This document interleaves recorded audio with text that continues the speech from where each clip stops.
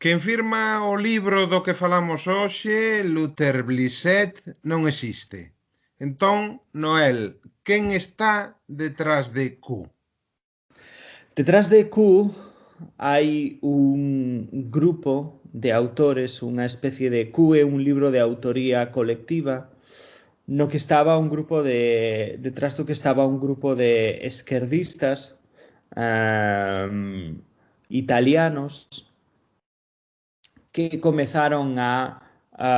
levar a cabo unha labor de reflexión colectiva sobre a historia e sobre a cultura e que decidiron escribir este primeiro gran proxecto narrativo polo que aínda son máis coñecidos e que se chama Q e que son como esta especie de sociedade de autores, son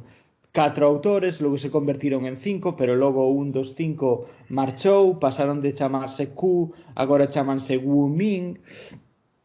pero basicamente son como unha especie de obradoiro literario que elabora ficcións históricas e teoría política colectivamente, non son segredos, son persoas que son coñecidas e viaxan xuntos polas presentacións dos libros e emborráchanse coa xente, teñen como unha idea medio goliardesca e medio como carnavalesca da súa propia autoría, pero eles conciben tamén en parte a través de iso unha crítica á nosa noción casi como individualista ou burguesa da idea do autor e teñen como esta especie de idea da colectivización da producción intelectual. Q é unha sorprendente novela histórica ambientada no século XVI, nos tempos que os historiadores deron en chamar a Primeira Reforma, co protagonismo de Lutero. Fálanos da trama. Vamos a falar da trama. Entón, a trama, cando hai unhas semanas, coido, falamos doutro libro que está tamén localizado neste mesmo momento histórico, que é o momento da reforma, que é o momento digamos, da reforma protestante en Centro Europa. É un libro que se chama La guerra de los pobres, de Eric Bouillard. E este de Q trata máis ou menos sobre ese mismo período histórico e sobre a problematicidade dese mesmo momento, non? En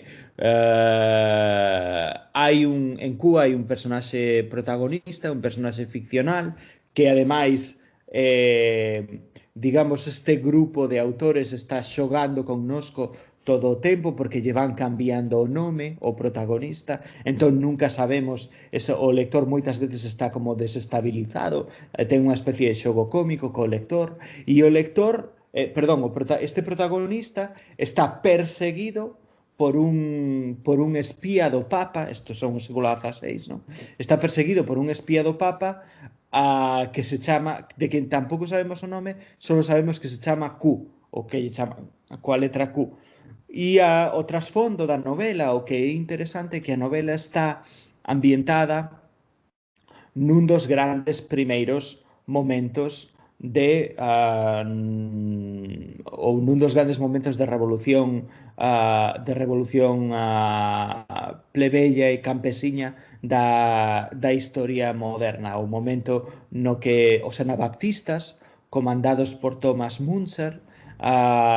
intentan crear, digamos, un colectivo, intentan colectivizar as terras dos príncipes agrarias, enfréntanse os príncipes do que hoxe, no territorio no que hoxe sería o centro norte de Alemanha, son vencidos, pero aínda así durante un tempo son quen de ter como esta especie de fantasía utópica que sae do mesmo fermento da revolución social que é a reforma, aínda que Lutero opoñíase a este tipo de revolución política. El pensaba que a reforma chegara demasiado lonxe e aliñouse cos príncipes en lugar de cos campesinos. Despois o personaxe protagonista participa na toma da cidade de Münster e despois e despois remata en Venecia. Entón, a novela, por unha banda, ofrécenos casi unha especie de peripecia do enfrontamento entre dúas personaxes neste trasfondo da Europa revolucionaria e de revoltas campesinas do século XVI, e por outra banda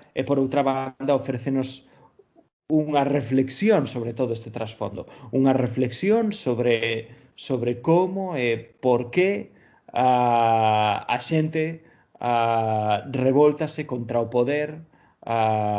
digamos, en parte a través da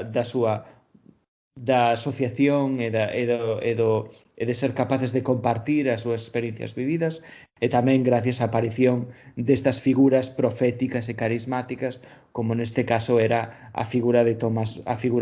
Müntzer na Alemanha do século XVI. É unha novela histórica, como falas, pero tamén unha novela política, porque tamén inspira utopías, non? Sí, sí, sen dúbida, sen dúbida. Parte de... Hai dúas cousas que son fundamentais dentro da ideoloxía literaria desta banda de autores carnavalescos que son esta xente de Luther Blissett. Por unha banda está esta idea de digamos, de utopía política, que no caso deles ten que ver con cousas que a min pillaronme medio de adolescente, pero nas que eles estaban metidos, cousas como os movimentos altermundialistas, páxinas web como rebelión.org, cousas así, que entón siguen existindo, pero non tiñan a forza, xa non teñen a forza que tiñan entón, e nas que eles, e movimentos nos que eles estaban moi involucrados, no? As manifestacións na cidade de Xénova, cando se reuniu ali o G7, digamos, dicir, estas manifestacións que apareceron no principio dos anos 2000, os movimentos antiglobalización e altermundistas, e además Luther Blissett, este grupo, tiña a vista moi posta, estaba moi en diálogo coa alternativa zapatista en Chiapas. Por outra banda, así que ten como unha especie de implicación en movimentos políticos de carácter liberatorio ou utópico moi claros. Por outra banda, está esta idea de escribir unha novela histórica nun estilo moi irreverente, moi desenfadado, moi casi como cómico, xogando co lector. Tamén porque existe unha conciencia de que é necesario interrogar a historia non desde as formas digamos máis fosilizadas que podemos representar a xente máis académica e máis aburrida, como a min, por exemplo, sino de formas da cultura popular. E eles están moi interesados pois, na novela de aventuras, na novela de detectives, en toda unha serie de cousas que fan que este texto, aínda que parece moi rico en reflexión histórica, sexa a vez moi lexible, moi ameno, moi incluso disposto a digamos, interpelar o lector a múltiples niveles.